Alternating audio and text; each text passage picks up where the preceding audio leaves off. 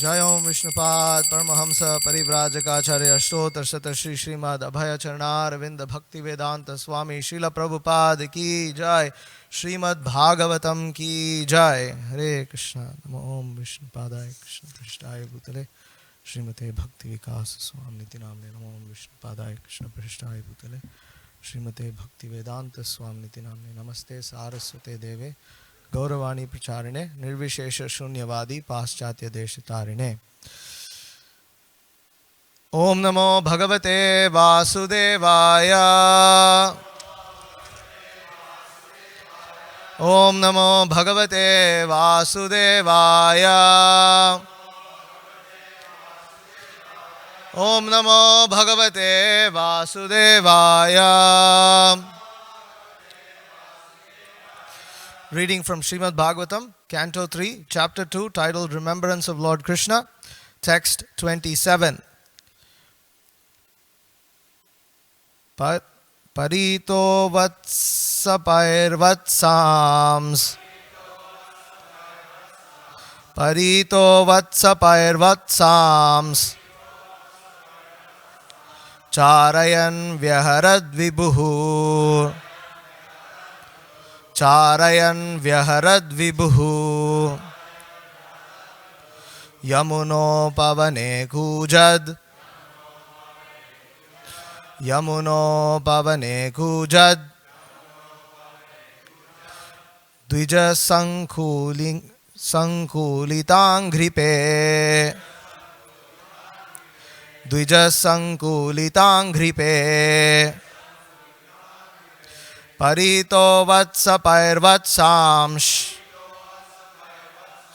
चारयन् व्यहरद् विभुः यमुनोपवने कूजद् द्विजसङ्कुलिताङ्घ्रिपे परितो वत्सपैर्वत्सांश चारयन् व्यहरद् विभुः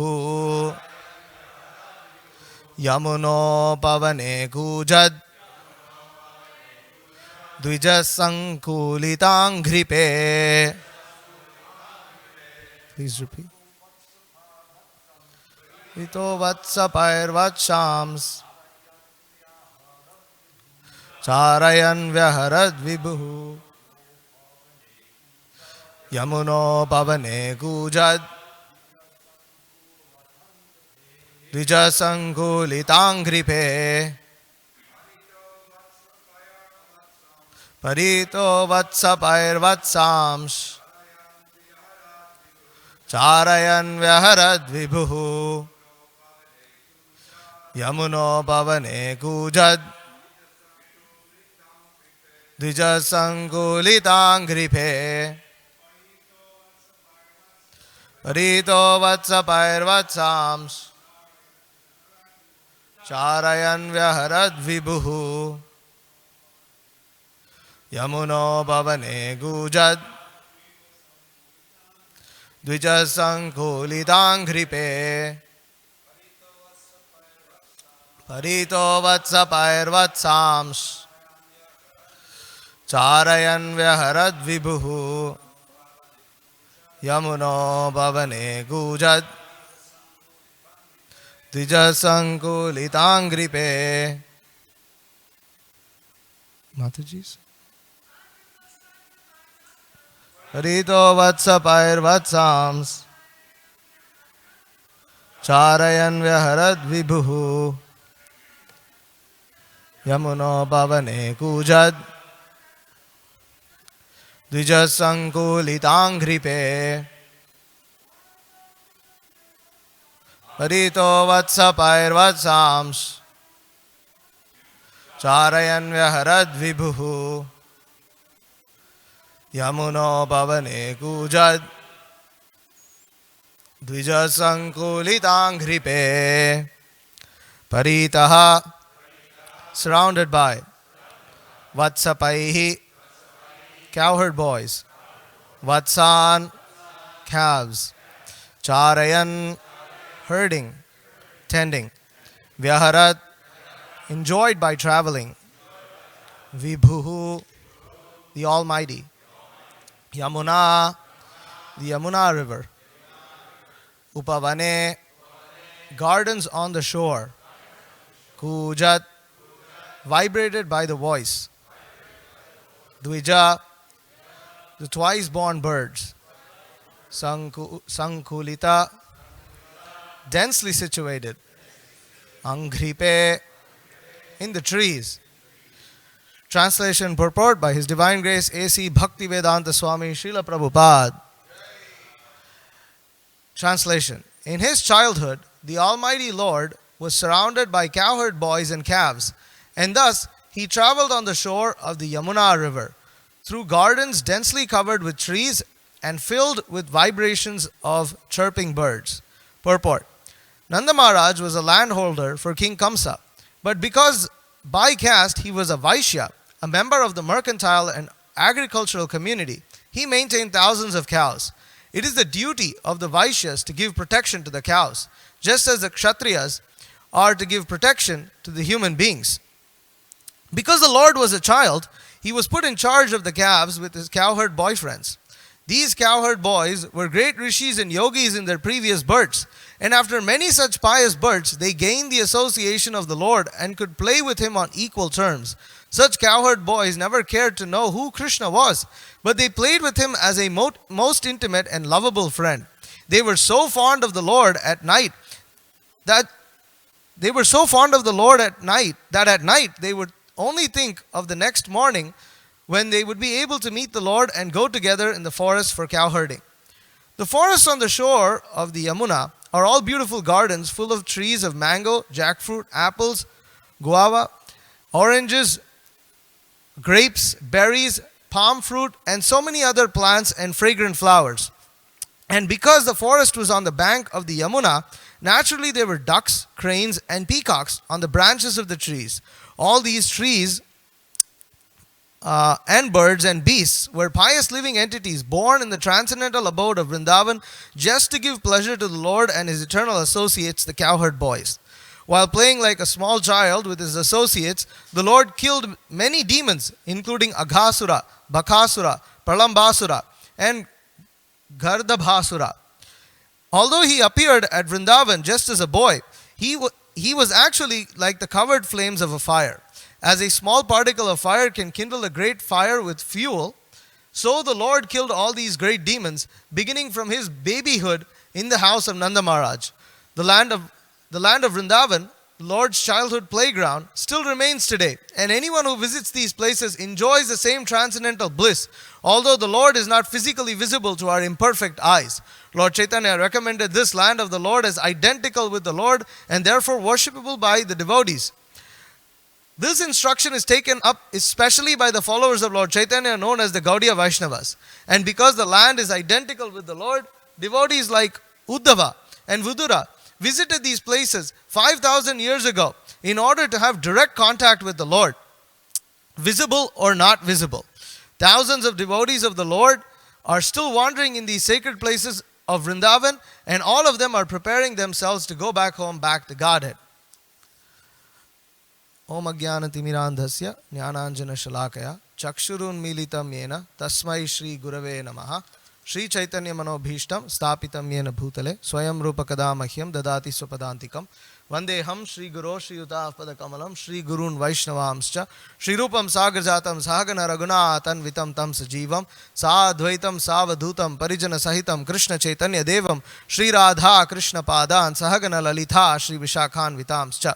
He Krishna Karuna Sindho Dina Bandho Jagatpate Gopesha Gopika Kanta Radha Kanta Namostute Tapta Kanchana Gaurangi Radhe Vrindavaneshwari Vrishabhanu Sute Devi Pranamami Hari Priye Vancha Kalpatarubhyascha Kripa Sindhu Bhevacha Patitanam Pavane Bhyo Vaishnave Bhyo Namo Namaha Jai Shri Krishna Chaitanya Prabhu Nityananda Shri Advaita Gadadhara Srivasadi Gaura Bhakta Vrinda Hare Krishna Krishna Krishna Hare Hare Hare Rama Rama Rama Hare Hare Parito Vatsams Charayan Vyaharan Vibhu Yamuno Pavane Kuja Dvija Sankulitangripe.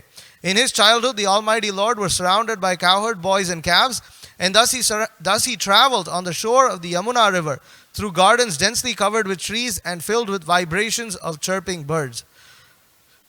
So before I begin speaking, I would like to seek the blessings of all the senior devotees over here. Kindly bless me that I may speak something pleasing to Srila Prabhupada and all you assembled Vaishnavas. So over here, Uddhava is expressing his ecstasy in remembrance of Vrindavan, of the pastimes of Vrindavan. Interestingly, he is not specifically speaking of his particular experience of visiting Vrindavan, but rather speaking on the pastimes of the Lord in Vrindavan. So here Srila Prabhupada begins the purport by saying that Nanda Maharaj was a landholder of King Kamsa, and because he was a Vaishya, he maintained cows. That the duty of the Vaishyas is to give protection to the cows, just as Kshatriyas are to give protection to the human beings. So this system of Varnashram that is established by the Supreme Lord, Chaturvarnam Maya Shishtam Gunakarma Vibhagasaha, he states, is such a perfect system that everyone is responsible of protecting something. And Srila Prabhupada would often give the description of the Varnashram system being like different parts of a body, with the Brahmanas being the head, the Kshatriyas being the arms, the Vaishyas being the belly, and then the Shudras being the legs. So the Brahmanas, actually there's an interesting purport over here. Srila Prabhupada writes in Canto 3, Chapter 22, verse 4. He says that the entire social structure of Varna and Ashram is a cooperative system meant to uplift all to the highest platform of spiritual realization. The Brahmanas are intended to be protected by the Kshatriyas, and the Kshatriyas are also intended to be enlightened by the Brahmanas. When the Brahmanas and Kshatriyas cooperate nicely, the other subordinate divisions, the Vaishyas or mercantile people, and the Shudras or labor class automatically flourish. So the Brahmanas, they protect the Vedas. They protect Vedic knowledge. This is what the Brahmanas are meant for. And by protection of Vedic knowledge, the process of Krishna consciousness, or the process of elevation to achieve the lotus feet of the Supreme Personality of Godhead, is preserved. And so even traditionally, Brahmanas are very, very concerned about preserving the Vedas. Now, Srila Prabhupada called the Krishna consciousness movement, especially his initiated disciples and followers, as he called this Krishna consciousness movement as a Brahminical movement. And the reason is because it is centered around the preservation of the most important texts, the Bhagavad Gita, the Srimad Bhagavatam, and the perpetuation of such knowledge, that we are very concerned about preserving this knowledge and spreading it to others. And, the best way to preserve it is to distribute it. So therefore, Srila Prabhupada, he was such a genius that he took the same system of preservation that the Brahmanas did, which if you go to some places, especially in South India, they would spend hours on end just reciting the Vedas, and there are different ways in which they recite them so that the verses are not lost and things like that. But our acharyas, beginning with Srila Bhaktivinoda Thakur and then Bhakti Siddhanta Saraswati Thakur, they emphasized on the printing press, because it is the best way in the modern times to preserve this Vedic knowledge, to lock it. And Srila Prabhupada took it further. He not only wanted to have these books translated in different languages, he wanted to distribute it widely, and he came up with a whole system as to how book distribution not only helps spread Krishna consciousness but also maintain temples. Srila Prabhupada said he hatched this transcendental plot. So in this way, Srila Prabhupada's plan was that by the establishment of the Brahmanas, the society, because when the Brahmanas are not present, then it is like, it's a gory, description. It's like a headless torso. And So, a headless torso can shake its hands and legs for some time, but then it will fall dead. And so practically the society today, modern society, is on the path of complete destruction.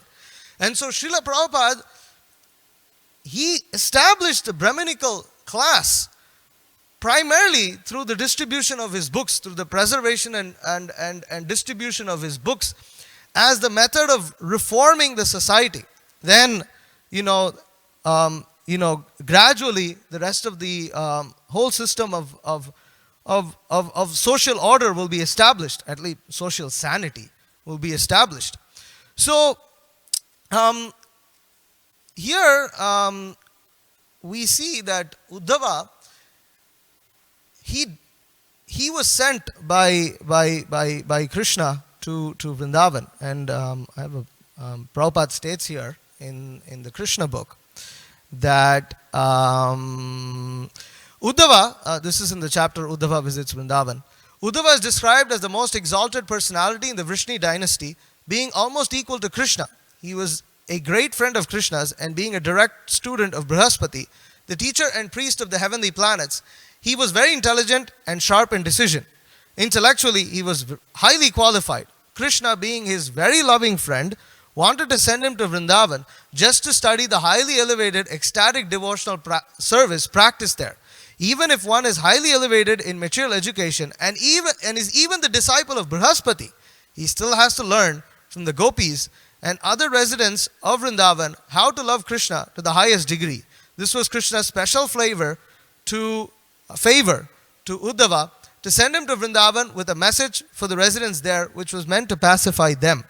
So Uddhava visits Vrindavan, and initially he does not seem to, or he's sent there to quote unquote pacify the gopis, and so he starts speaking about how Krishna can be remembered. He's situated in everyone's heart. And the acharyas explain that the gopis are thinking that, well, can you tell us a way of how to forget Krishna, because we are not able to forget him, and here you are talking about how to remember him. So Uddhava, this was a very transformative experience for Uddhava. And it's very interesting because Uddhava is already a pure devotee. There was nothing lacking in him. There is no lacking in pure devotees. Pure devotees are already perfect. They are, but still, on the absolute platform, from Krishna's perspective, he is so happy with the residents of Vrindavan. He is so much in love with the residents of Vrindavan that he can't stop thinking of them. And he can't stop spreading their glories. He wants his devotees to learn of the glories of his Vrindavan devotees. I'm referring to the other devotees to the extent that he sends Uddhava. There's no reason. Uddhava is perfect. And he was happy in his service. He wasn't dissatisfied in any way. So, but still, Krishna wanted to send him there because he wanted to spread the glories of the residents of Vrindavan.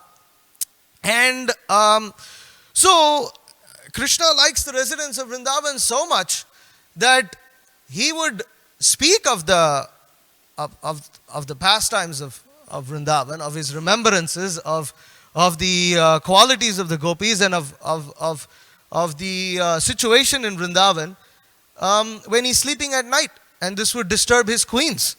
It's like, why? What is he talking about? That is our service not pleasing enough for him, that he is thinking of the residents of Vrindavan. So, and in this regard, I was contemplating recently. I was listening to a conversation between Chaitanya Charan Prabhu and my spiritual master Bhakti Vikas Maharaj. There was a conversation about not in that. Sorry, this was a lecture that was given at the request of Bhakti Vigyan Goswami about Raganuga Bhakti, and over there, Maharaj mentions Srila Prabhupada is a resident of Vrindavan, and following him, is Raganuga Bhakti, because he is a resident of Vrindavan. And therefore we are following him. And what is Srila Prabhupada doing over here? I was reflecting on the subject of how Krishna connected Uddhava to the residents of Vrindavan. But Lord Chaitanya is so merciful that he is giving his associates who are residents of Vrindavan, like Srila Prabhupada, and connecting us, conditioned souls who are not pure devotees like Uddhava, connecting us to Srila Prabhupada, who is a resident of Vrindavan, so that we may also learn of these glories of the gopis, of the residents of Vrindavan, and we may become imbued with these same feelings. And this is the whole process of book distribution, is just like how and just like how the gopis in their feelings of agony, they actually tolerated Uddhava's explanation of Paramatma Gyan, to them. It was truly they tolerated it out of respect for Uddhava, because he is such a great devotee and he is an associate of Krishna.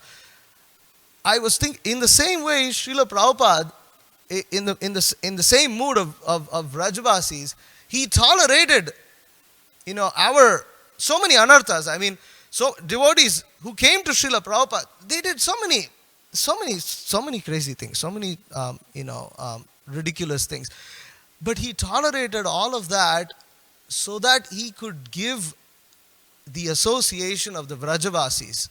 He could give which comes from himself, to all the conditioned souls, so that they may be uplifted to the topmost platform. See, this is so amazing that it happens only by Lord Chaitanya's mercy, because before Lord Chaitanya, this realm of Krishna's affection to the Vrindavan Vasis is unknown even to the other residents of Vaikuntha.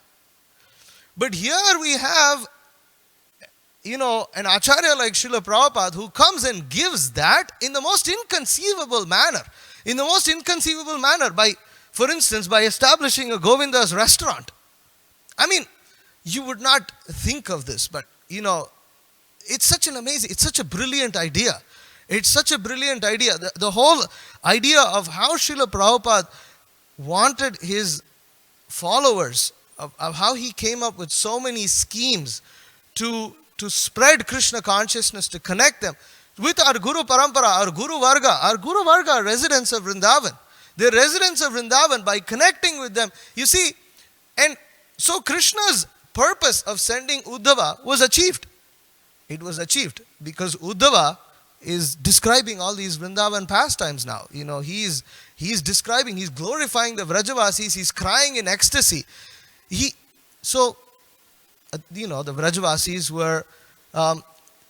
were successful, if we may use that word, a poetic license, were successful in infusing that feelings of love, that their same devotion to Krishna, to Uddhava, to make him recognize and appreciate that Aradhya Bhagavan Rajesha Sanayas Taddhama Vrindavanam, that Taddhama Vrindavana, that the Vrajavasis, they want to practice, they want to serve Krishna in Vrindavan.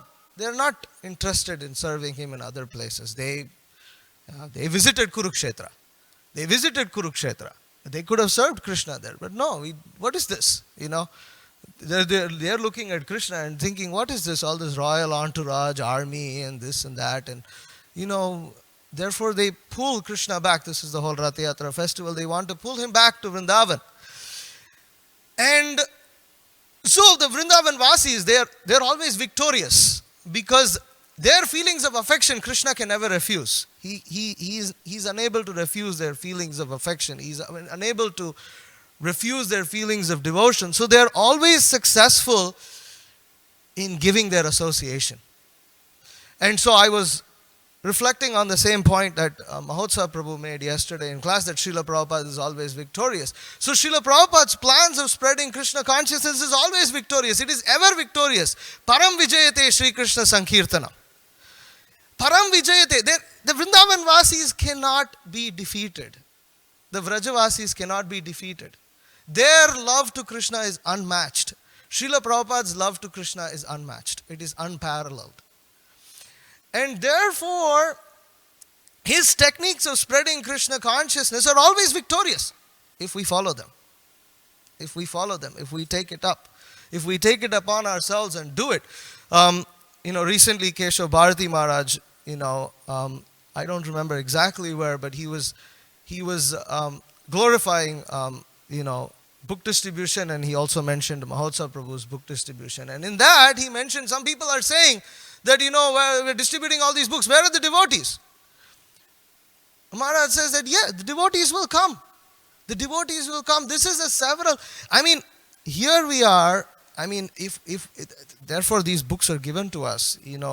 The process of Krishna consciousness that we are getting, the association of Vrajavasis that we are getting, this is achieved, like over here we can see that these associates of Krishna, several of them who the cowherd boys and the peacocks, the cranes, the trees. Prabhupada writes here, there are great rishis and yogis in their previous births.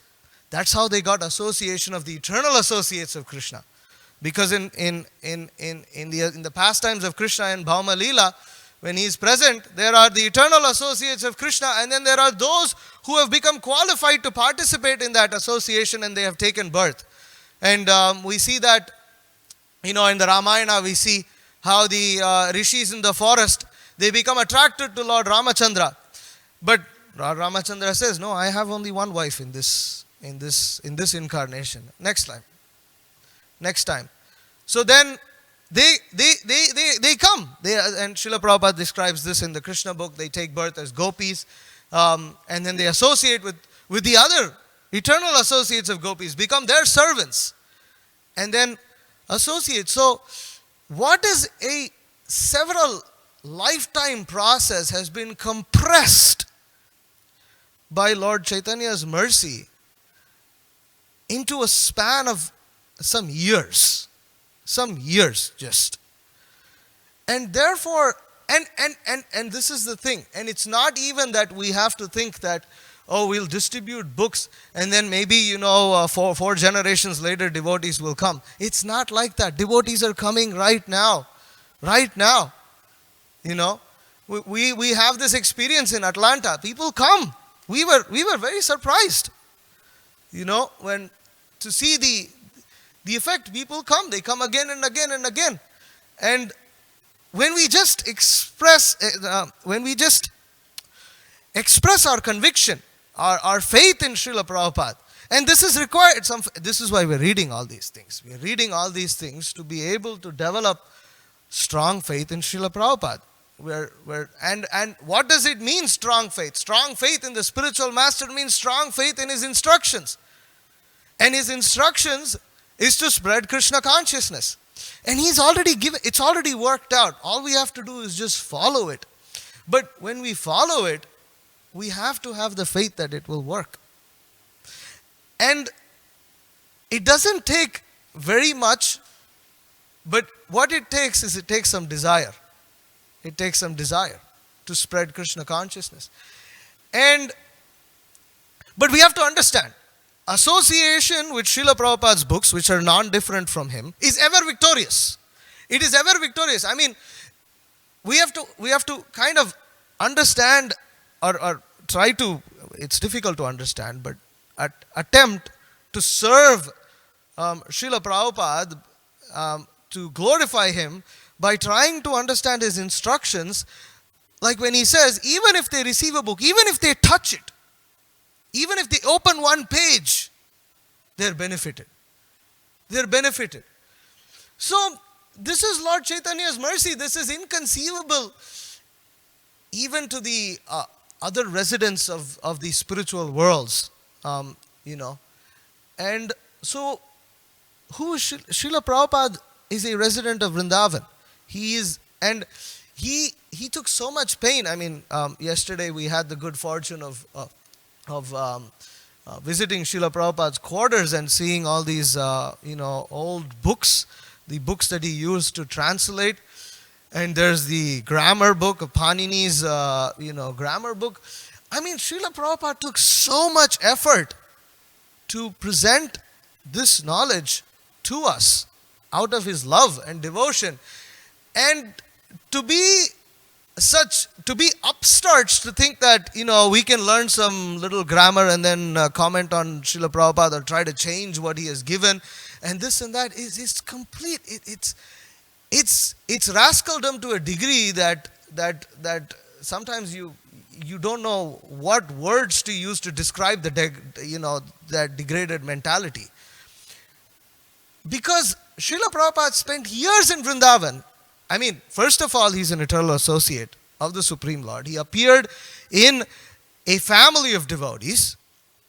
He practiced devotional service, was worshipping deities from his childhood. His father was worshipping deities. And then he becomes the disciple of such an exalted Acharya as Bhaktisiddhanta Saraswati Thakur, whose glories need, several years to describe. Such an exalted personality. And then Srila Prabhupada, apart from starting the Back to Godhead magazine and other things, takes Vanaprastha, then takes sannyas, spends years in Vrindavan praying at Rupa Goswami's Samadhi, and then writes these Bhagavatam books. Personally, he tries to distribute them. I mean, the difficulties he went through to publish his Bhagavatam and to distribute his Back to Godhead magazine, it is so unimaginable that even, at least personally speaking, even 0.1% of that difficulty, I would have renounced Krishna consciousness in a split second. I would have just renounced Krishna consciousness like this. And the Acharyas have actually taken so much more difficulty than us to spread Krishna consciousness. We're thinking, it's so hard to distribute books. It's so hard to practice Krishna consciousness. It's so hard to do our devotional service. It's so hard to do this or worship deities or clean the temple or this and that. But if we think of the hardships that the predecessor Acharyas have gone through to spread Krishna consciousness, it is nothing. I mean, personally speaking, even for us, when we hear the stories of what even the disciples of Srila Prabhupada, underwent, I don't understand. I cannot think of how I would be able to convince someone to join the Krishna consciousness movement if they had to take an ice cold bath, period. I'm just speaking from I just don't know how to do it because I myself won't do it. It's so, like once when I visited Muktinath in Nepal, there's this sprouts of 108 spouts of water that flow. And so if you take bath in that, you take in 108 tirthas. So, it's freezing. There's ice everywhere around. It's the Himalayas. And it's summertime, but it's still freezing. And, I tied my gamcha and basically, I ran through those 108, and by the time I almost thought I was going to, my chest almost froze. And even just that remembrance of that makes me and I'm never going close to anything that even looks like ice as far as bathing, So I don't understand how devotees did that every single day. It is beyond, my level of conception. I don't understand how they did it. So when we hear, so many devotees glorify, you're doing this wonderful, Krishna Life devotees distributing so many books, and I'm grateful, and I'm not going to speak on behalf of the difficulties that all the other devotees are undergoing in book distribution. I'm just trying to serve them. But still, I must say from an objective perspective that the difficulties that we undergo to distribute books, compared to the difficulties that the Srila Prabhupada disciples underwent, the challenges that you had to distribute books is something else, is some other level altogether. And so the Acharyas, with every successive generation, is actually making Krishna consciousness easier. They're making it easier. What a wonderful situation over here. Such a nice temple, such nice association. And still, we think thick skulls, doesn't get into our thick skulls that we have to practice Krishna consciousness. And so, I mean, that is at least our personal motivation in visiting New Dwarka Dham is all this excuse that we've come here to see the deity room and this and that. But actually, the main reason is to seek the mercy of the dust of the lotus feet of the devotees over here, because you are all pleasing Srila Prabhupada. You're all dear to him. He's a Vrajavasi, and he's given us these amazing pastimes, and therefore, as followers of Lord Chaitanya, we worship the Vrajavasis and those who are dear to the Vrajavasis, because they are also Vrajavasis. And so, in that way, we have come here seeking this mercy. We've come here seeking this mercy so that we may not become puffed up, because our life is actually, it's been made very easy by the mercy of all of the devotees and Vaishnavas over here. And so land of Vrindavan is worshipable, and when we get a chance to visit Vrindavan, it's great fortune. But by Srila Prabhupada's mercy, he has created Vrindavan in all over the world in the association of devotees. I've visited Vrindavan as a karmi before I practiced Krishna consciousness.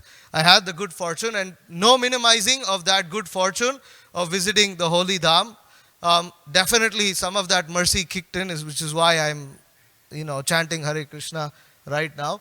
But still, the level of purification that I feel when visiting the association that Srila Prabhupada has created, the Sangha of Vaishnavas that he has created, I personally prefer to be in that association than visiting Vrindavan physically, because I visited Vrindavan physically and I know how my mind drags me crazy. I don't think of Krishna so much. I think of, look at all this dirt and dust and this and that. I try to roll in the dust, but then quickly, offer respect, obeisances, and then leave, because very offensive attitude, personally speaking. So, Srila Prabhupada has created this association, and he has given us this love of Vrindavan. So, let us not think that Srila Prabhupada has not given us the highest thing. This is, if we do not have the mental capacity, if our minuscule brains cannot fathom Srila Prabhupada's genius, then let us at the least not be offensive.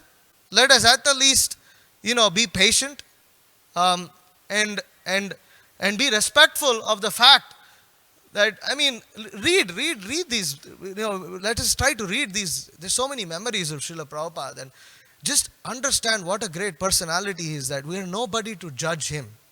He is to be judged on his own terms. The way he has described himself, that is how he is to be known, period. There's no other way of understanding Srila Prabhupada. That's it. So, thank you very much for giving me this association, and I will stop here. Yes, Prabhu? Haribol Prabhu, thank you for a wonderful presentation. We are happy to have your association. All of you for coming here, thank you very much. I know you're leaving today, right? So just two things. One thing about the cold bath, where I joined in New York in the Henry Street Temple, we didn't have any choice. There was no hot water. Brigapati was there also, he can verify. There was a long line of brahmacharis waiting, and when you heard the devotees in the shower screaming, it made you chant Hare Krishna. So that was the benefit. We were all chanting Hare Krishna, Hare Krishna, Krishna, Krishna, just knowing what was coming up. So then my next question is the same thing I asked Mahotsa yesterday, Prabhu, that we know of you, but we don't really know you. So if you could just say a few words about how you came to Krishna consciousness, we'd appreciate that. Haribol. So I was born in a Smartha Brahmana family in South India. And so I lived in Houston for several years of my childhood, but then later my parents were afraid of bringing their children up in the United States, so they moved back to India. So I did my high school there. And so in high school, we would recite Bhagavad Gita. It was a Brahmin school. So although it was mundane education, we would chant Bhagavad Gita verses in December. They would choose one chapter. And it was so beautiful to hear. So I developed this inclination to learn what Bhagavad Gita was. What is this? What does it mean? And, because I learned a little Sanskrit in school, so little here and there I would grasp some words. So I developed this desire. I went to a bookstore, one of those religious bookstores in Chennai, Madras. And there was practically a whole wall of Gitas like this, just one full wall of Gitas. One Gita, practically 10 rupees, to Gitas that were, 20,000 rupees with several volumes. And I became confused because I learned that there were 700 verses. How can there be such a big variation? And which am I supposed to buy? So I just came back to my house very dejected, disappointed. Then my father met a book distributor on a train from Bangalore to Chennai who distributed a Bhagavad Gita to him. And he purchased that Bhagavad Gita just because the person was very polite to him. He said, "What are you?" And then he asked him, and he told him, "I'm IIT, IIM graduate. And so how are you doing this?" "Well, this is the best thing." So then he asked, "What do you want me to do for you?" "Well, take this book and just give me a donation." So then my father, "Okay, I'm not taking it for the book, but I'll take it for you." And then he came to me and he said, "You were reading for Bhagavad Gita, here it is." And then when I saw that book, I was actually in tears because it said Bhagavad Gita as it is, which is what I was looking for without knowing what I was looking for. And so that was my introduction to Krishna consciousness. I read that book at the age of 15. I read Bhagavad Gita at the age of 15. But then I didn't get devotee association. I was searching. I went to temples, but I had so many questions, but nobody would come and talk to me. I would try to talk to devotees, but they really wouldn't answer questions. So, but then finally, when I was in my final year of university, I got devotee association. There were Bhakti Vriksha groups. So I associated with them. And then I started chanting 16 rounds, and then I developed a desire to become full-time. And then I joined full-time. And I served my Guru Maharaj as a secretary for 2 years. I had a desire to preach in the West because I had lived here in the past. And so that's how I'm here. Hare Krishna.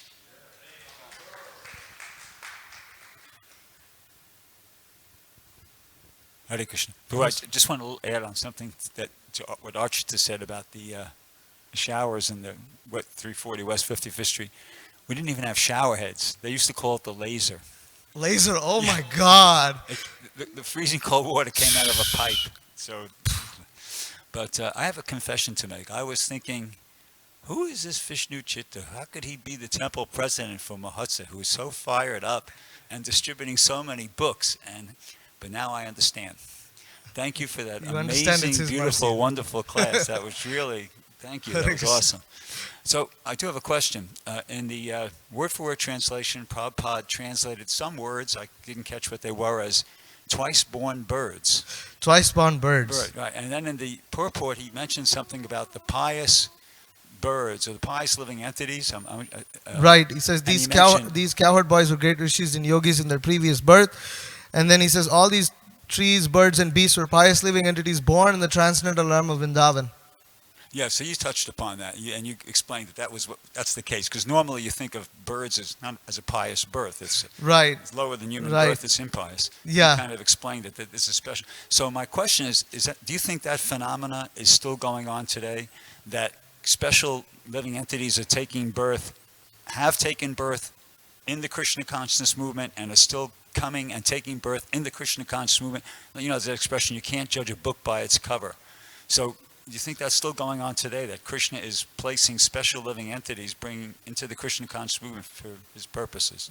I definitely think so, because I see devotees, even some people who are practicing, as to how, they so quickly take up the Krishna consciousness as if it's as if they were practicing before, and then they take up the Krishna consciousness. And apart from that, Srila Prabhupada, himself stated of his disciples that Lord Chaitanya sent his disciples to help him. And there are indications where Srila Prabhupada stated that, some of his disciples appeared solely for the purpose of helping him, and seeing, the devotion and dedication of some of these devotees, it just seems like they just happen to take, like devotees, like even like Jayananda Prabhu, like the qualities of Vaishnava that he exhibited is of such a high degree that, and in such a quick span of time, that it seems appropriate to think that, you know, he's probably another associate of Srila Prabhupada who came to help him in his movement. I mean, he is, we understand from his, service, but even before. And maybe other devotees could reflect upon this, but, yes, I think so. Yes, Prabhu. Your disciple Bhaktivika Swami, and can you say something about his connected verse with the way how to establish Varnashrama? You know, this movement is made from, basically Brahmanas, but, I hear your class on a video on, Atlanta, a little bit, so like Kshatriya, how you can, for example, make Kshatriyas. We start a little bit farm project. Can you say a little bit about that? So, I will state my understanding. Yatashrutam yatamatihi. So, the Varnashram system is primarily established on dependence on what Krishna has given, which begins with the land and the cows. So therefore, until there is protection of the land and cows, which is protection of something that is physical and material, as opposed to Shastra, true Kshatriyas cannot actually come about, because there has to be, the Varnashram system is established on what Krishna, and just another clarification, we are not establishing Varnashram. Srila Prabhupada gave us the mandate to establish Daiva Varnashram, which the difference is, Daiva Varnashram is the focus is to be Krishna conscious, and the classes of Varnas and Ashramas are secondary to the practice of Krishna consciousness. They are only meant to facilitate it, which means they are more, in one sense, more fluid. The distinctions between them are more fluid than in the rigid system of Varnashram, which is why, especially here, even in the temple, there are certain things that, what you would expect Shudras to do, which is to, clean the floor or something like that, whereas deity worship is done by Brahmanas. But as Vaishnavas, we do everything. We do all the services for Krishna. And so in Daiva Varnashram, the primary occupation is just, the system is given where a person, according to their nature, is able to sustain themselves. But that sustenance is possible only when we are situated in an environment where that is based on the land, because that is what, Krishna has given. You can't depend on capitalists and corporations and then expect Daiva Varnashram, because it's not going to happen, because they're demons, and so therefore, when we move to the land, therefore Srila Prabhupada emphasized on, now when we say move to the land, doesn't mean close the temples, but it means that a group of devotees practice the self-sustenance. And Shivaram Maharaj has a lot of realizations on this. And he has such a successful farm project. And in my Guru Maharaj's own words, he says this is a big experiment.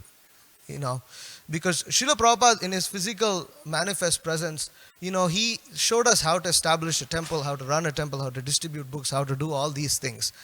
And therefore, to speculate to a large extent on these things will just not spread Krishna consciousness. If we just follow the way Srila Prabhupada gave, Krishna consciousness will spread in the Western world, in the cities. And we have the same experience in Krishna life. We're trying to do that, and it works. They say, distribution. It works. It works. You distribute books, people come, Sunday program, speak the same thing, Kirtan, Bhagavad Gita, Prasadam. It works. People love it.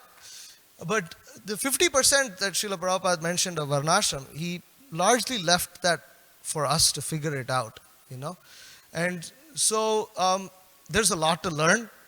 There are some fledgling projects in India that my Guru Maharaj is, supervising. And they've been very successful. But if you talk about Varnashram, the truth is we're quite far away from it. Right now, if we can be Krishna conscious, have self-sustenance on the farm, that's a huge step. Because from there, then occupations will come because based on and then automatically there will be a need for protection, and that's when the Kshatriyas will come. And it's also about the spiritual standard of people not living like animals, but learning to live like actual human beings, and training the children to live like human beings. And so, yeah, it's a whole system that, it's not going to come, pop, but it'll be more like a gradual transformation over certain generations. But we have faith in Srila Prabhupada that it will happen. So, Hare Krishna. Anything else? No. All right. Thank you very much. Srimad Bhagavatam ki jai. Srila Prabhupada ki jai. Hare Krishna. Vancha kalpatarubhyascha kripa sindhubhyascha.